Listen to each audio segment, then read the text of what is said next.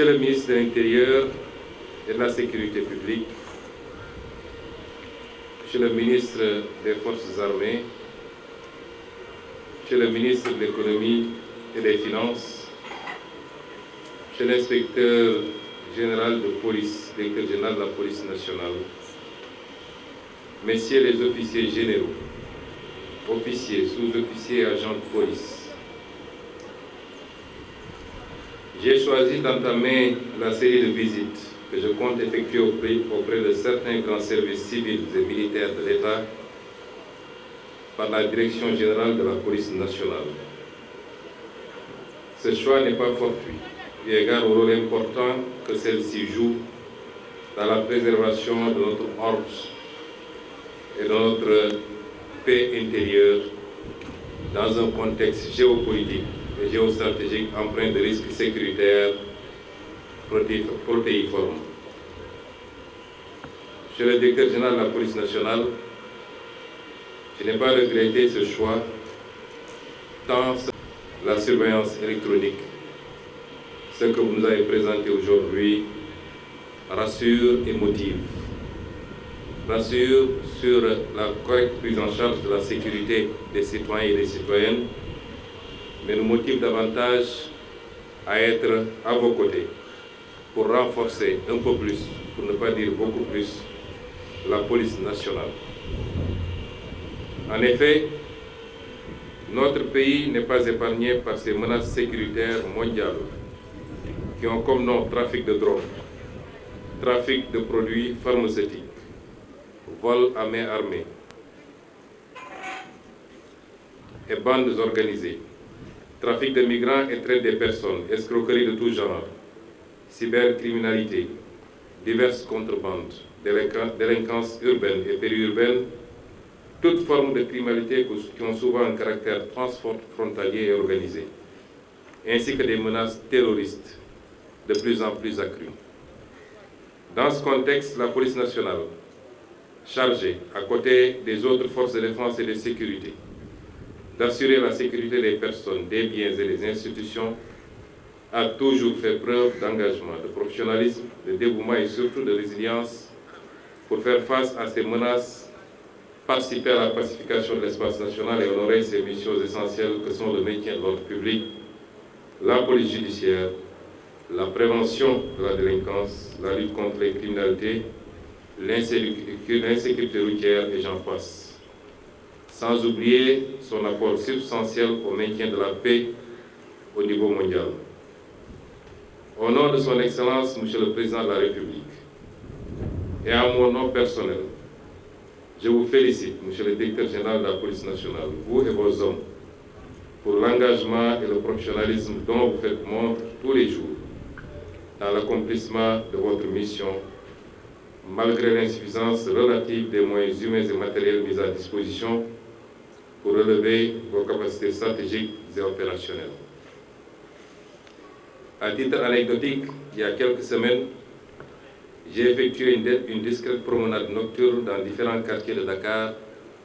qui m'a permis d'apprécier le déploiement stratégique et vigilant des FDS pour veiller à la quiétude des citoyens. À hauteur du marché Colobane, je suis tombé sur une de ces opérations contre la mendicité sur la voie publique, l'insécurité et l'occupation anarchique. Dans les rigueurs de la nuit et du froid, j'ai pu échanger quelques minutes avec les agents de police et apprécier la délicatesse physique, matérielle et humaine de leurs tâches. C'est le lieu ici également de témoigner félicitations, encouragement et soutien total à M. Mohamedou Bamba Cissé, ministre de l'Intérieur et de la Sécurité publique, pour les importantes initiatives en cours, en plus des aspects sécuritaires, visent l'assainissement et l'amélioration du cadre de vie des Sénégalais sur l'ensemble du territoire national.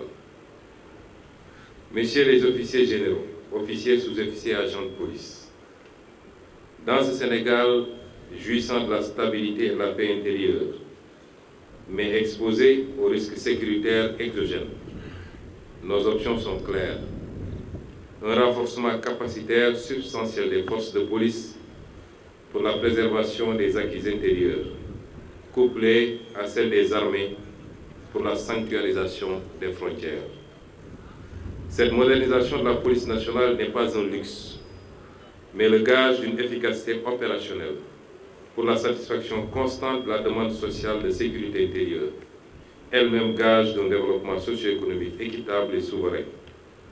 Nous le savons tous, point de développement, quel qu'il soit, sans sécurité suffisante. Par ailleurs, cette montée en puissance de la police nationale permettra à notre pays de garder son rang, voire de le hisser parmi les pays du monde qui contribuent le plus, mais également le mieux aux opérations de maintien de la paix déployées par les Nations Unies dans les pays en crise.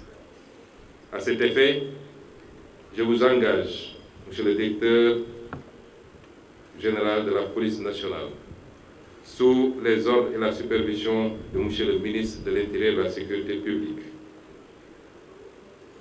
à poursuivre les réformes entamées au sein de la police nationale pour en faire cette grande institution à même de répondre convenablement à ses missions. Ainsi, en droite ligne de la vision Sénégal 2050 portée par son Excellence Monsieur le Président de la République, je réitère l'engagement de mon gouvernement à accompagner sans réserve notre police nationale pour une réalisation réussie de ces vastes chantiers. Oui, nous avons de très hautes ambitions pour la police nationale, ses ressources humaines, ses conditions d'existence et de travail, sa protection. C'est pour cette raison, ces grandes ambitions que nous avons. Et je suis venu accompagné de Monsieur le ministre des Finances. C'est pour cette raison que le budget de cette année pour la police nationale s'élève à 150 milliards 869 415 279 francs contre 127 milliards 519 906 000 francs en 2025, soit une hausse de 23 milliards 300 en valeur absolue et 18,31% en valeur relative. Nous sommes dans un contexte que vous connaissez tous, marqué par des difficultés budgétaires. J'y reviendrai tantôt. Et ces difficultés nous ont appelés à procéder à des coupes budgétaires, la plupart du temps qui ont touché tous les départements, la primature y compris. Mais l'importance stratégique que nous accordons à la police nationale a justifié qu'il n'y ait non seulement pas de coupe, mais que le budget de la police nationale ait été réévalué à hauteur de 18,31% en valeur relative. Et cette évolution s'explique principalement par la prise en charge de la finalisation de la construction de 2 immeubles R+8 au Grand Abdou Diassé pour 2 milliards 512 millions, du programme de sûreté et de sécurité nationale pour 3 milliards 250 millions, du marché d'acquisition de moyens logistiques, d'équipements de sécurité, de matériel de protection individuelle et collective pour 2 milliards 750 millions, du projet de renforcement des infrastructures au profit des forces de défense et de sécurité dans le cadre des Jeux olympiques de la jeunesse 2026 pour 10 milliards, du fonctionnement et le paiement des pécules des policiers adjoints volontaires, emploi des jeunes pour 2 milliards 307 millions, et enfin la production de 350 000 talons de passeport numérisés pour 4 milliards 132 millions. La part de la sécurité publique. La part de la sécurité publique est de 58,68% dans le budget du ministère en 2026. Oui, donc, nous avons des ambitions et de très hautes ambitions pour la police nationale, pour ses ressources humaines, pour l'amélioration de ses conditions d'existence et de travail, pour sa protection. La matérialisation de ces ambitions aurait été plus diligente ici, comme partout ailleurs, n'eût été un héritage douloureux, conséquence d'une gestion hasardeuse et opaque des ressources publiques par le précédent régime. Ceci nous apprend au moins une chose, mais une chose fondamentale. Un pays ne se construit pas dans l'égoïsme, la démagogie budgétaire et les manipulations politiciennes. Il s'édifie méticuleusement dans la rigueur, la discipline, la transparence et l'amour de la patrie. C'est pourquoi je lance un appel aux patriotes que vous êtes. Œuvrons tous ensemble à construire d'abord une richesse nationale qui soit endogène et souveraine. À la construire dans la stabilité et le travail. Le culte du travail, le travail bien fait, mais le travail fait au service de la collectivité. Travaillons donc à construire cette richesse nationale avant de la redistribuer pour le progrès collectif. C'est la seule voie, la seule, l'unique pour un Sénégal juste et prospère. Je vous remercie pour votre aimable attention. mbokk yi ñu ngi leen di gërëm di leen sant di am mbégte teew fii tey ci dox yi nga xam ne fas nañ koo dox ngir yéen ñëpp xam ngeen ni premier ministre mooy le chef de l'administration. ñaari at daanaka gannaaw bi ñu dénkee réew mi léegi sénégalais yi wóolu son excellence président Bassirou Diomaye Diakhar Faye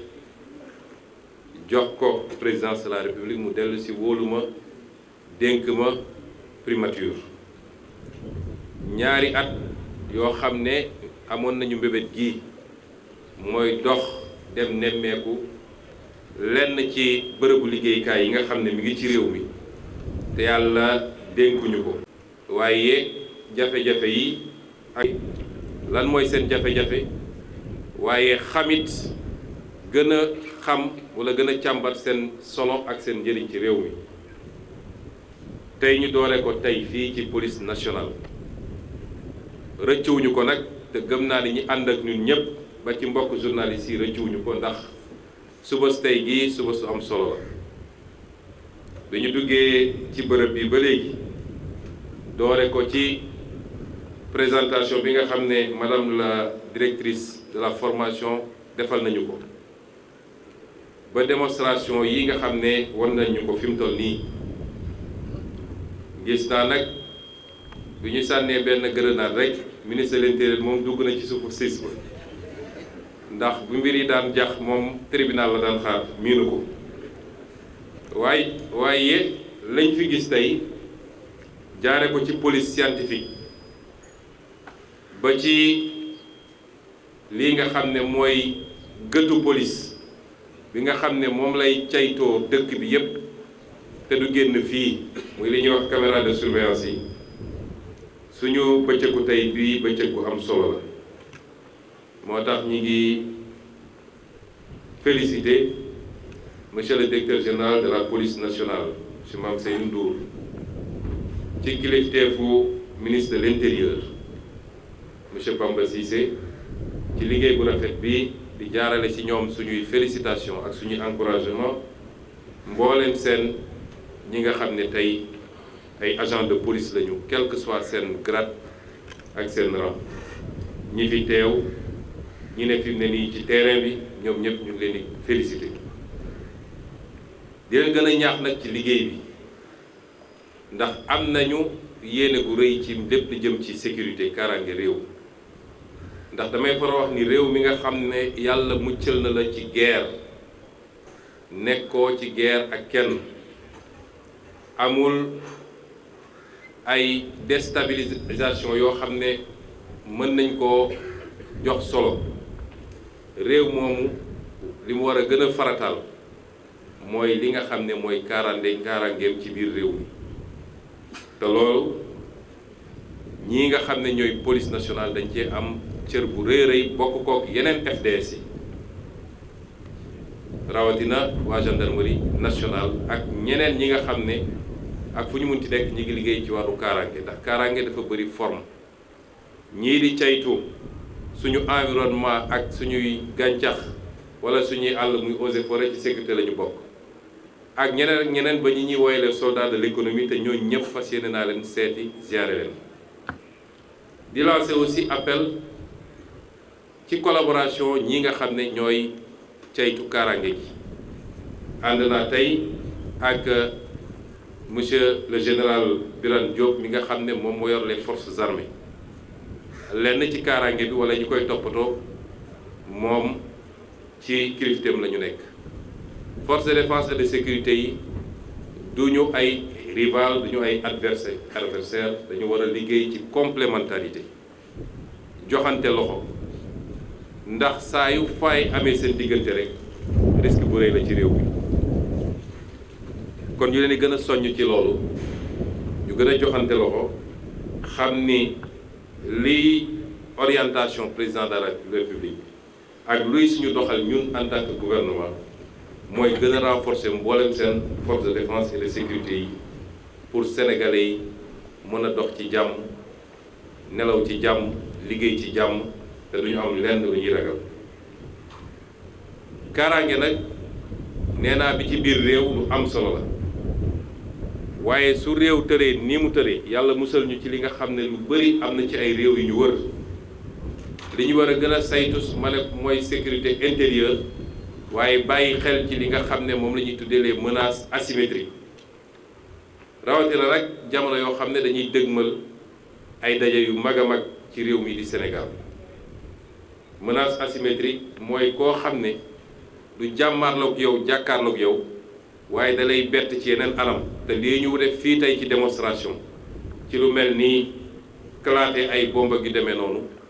bokk na ci lu koy gën a li ci gën a fegal réew mi te liñ fi gis xaw naa dal suñu xel waaye du tey ñuy gën a soññe toujours ci fànn woowu. kon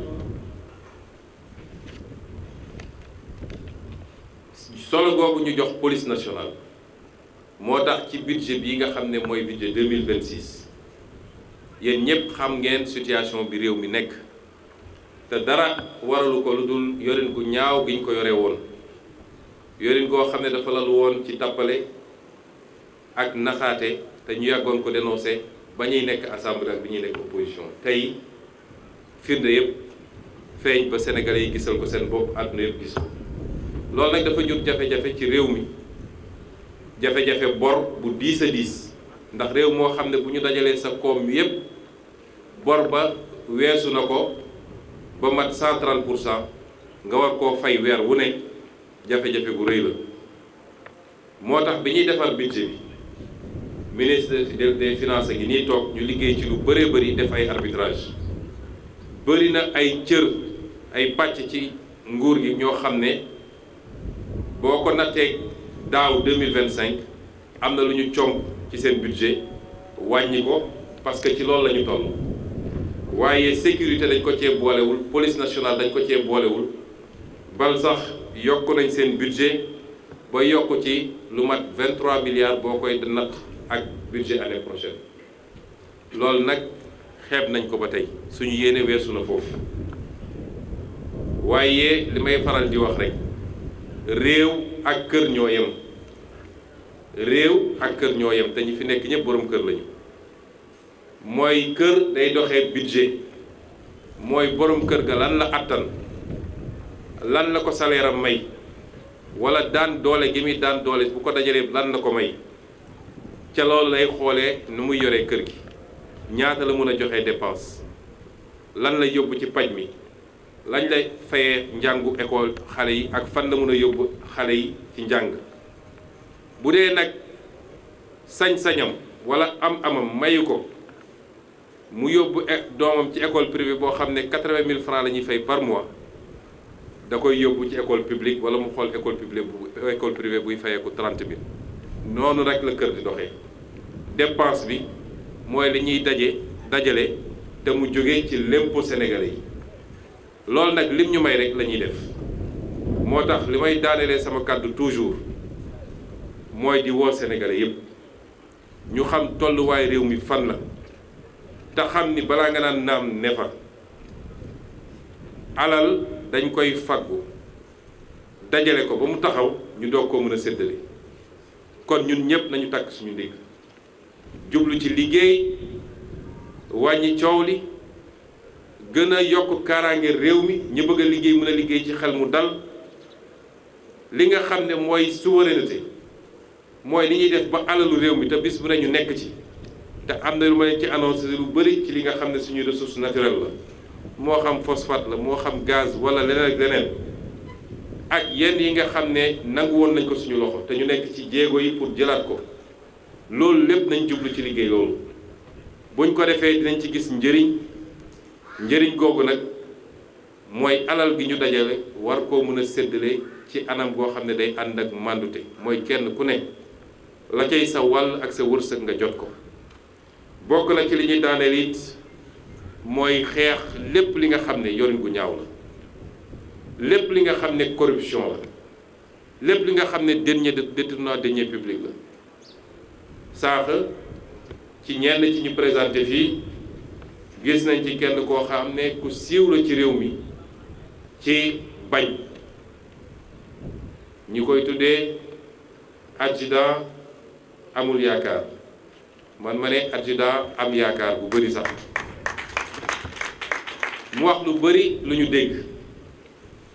waaye dama koy renforcer wala feddali ci li mu wax réew bu la gën a tardé mooy réew bu guerre gën a bëri guerre dañ ko war a xeex sous toutes ses formes depuis milliards bu ñu mun ay milliards ñu mun a jox président de la république wala ñu mun koo jox premier ministre ci bureau wala ñu jox ko ay ministres wala ay directeurs généraux ba ci 1000 francs bu ñuy joxe ci circulation wala ay millions yi joxe ca douane wala ci impôt wala feneen fu mu nekk bépp xeetu guerre facteur de sous-développement la ndax guerre gi kilifa nangu moo tere hôpital bi ñu waroon tabax ñu tabax ko wala courant fu mu waroon yegg mu yegg fa wala école bi ñu waroon tabax ñu tabax ko waaye guerre bi nit bi ki war a surveiller circulation bi nangu moo waral accident bi am 1 heure de temps plus tard ay bakkan yu bëri rot ci kon guerre baaxul ci réew ñun ñëpp dañu war a ànd ci xeex ko ndax loolu mooy premier facteur de développement ci réew kon ñu ngi leen di gërëm di leen sant monsieur le ministre de l'Intérieur monsieur le directeur général de la police nationale ak ñëpp ñi seen collaboration di leen wax suñu kontaante tey ci visite bi ak ci ni ngeen doxalee mbir mi di daane it ci wax ni jox nañu ndigal ministre de l'Intérieur pour mu présenter ñu la nouvelle doctrine li ñu tuddee la nouvelle doctrine du maintien de l'ordre ndax li fi xewoon dafa am ay jàngat yuñ ci war a jël jàngat yooyu mooy ñun ñii di ay kilifa politique di digal di joxe les instructions war nañu fexe ba suñuy forces de défense et de sécurité duñ leen mettre dans des conditions délicates waaye ñoom it suñuy forces de défense et de sécurité lépp loo xam ne lu ñuy war a def la war nañ ciy jiital professionnalisme ak li nga xam ne mooy les règles d'engagement de la force publique loolu nag am na ndigal lu ñu ci jox monsieur le ministre de l'Intérieur jamono jëlee am na lu xewoon ci réew mi ñu expérimenté ci lenn ñu génn ci ma ne ko loolu dama bëgg mu doon ab document boo may présenté sur la nouvelle doctrine boo xam ne du doon lu permissif du doon loo xam ne day permettre kenn ku ne lu neex nga def lu neex nga toj lu neex nga taal waaye dina jiital également un certain nombre de mesures ba nga xam ni yenn tolof-tolof yi am yenn rëcc-rëcc yi am muy loo xam ne lu ñépp di regretter la ndax gëw ma ni policiers yii wala wóor na ma ni policiers yii ak gendarme yi duñu ay extraterrestres su jógee ci asamaan daanu fii ay sénégalais nit ñu sénégalais yépp amu ci kenn koo xam ne ci sa teyefu bakkan wala lu la neex dina am loo xam ne def nga ko mu ëpp bu amee it responsabilité bu ñu war a situer la sanction yi ñu war a teg la yoo xam ne yu àndul ak lam-laam yi kon comme ñun ñëpp sénégalais lañu te kaaraange mënul ñàkk baax na nouvelle doctrine boobu ñu génne ko muy lu ñuy waxtaane nag ci concept bi nga xam ne rafetlu nañ ko lool monsieur le directeur général de la police ndax gis nañ leen ngeen di jëflante ak composante yu bëri yoo xam ne composante yu ñu faral gis la ci ay manifestations di xool nu ngeen di lier un contact buy permettre le dialogue permanent loolu dañ koy inscrire ci nouvelle doctrine de la sécurité et surtout du maintien de l'ordre kon ñi ngi xaar document boobu monsieur le ministre bu ñëwee dinañ ko valider ak monsieur le président de la république partagé kook sénégalais yëpp ci loo xam ne concertation lay doon ñu ngi leen di gërëm di leen sant di leen souhaiter une bonne fin de journée asalaamaaleykum wa rahmatullah.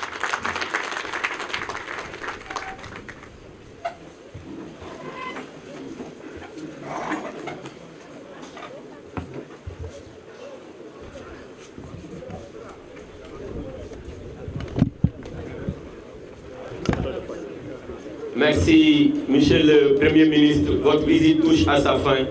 Permettez-nous de vous remercier.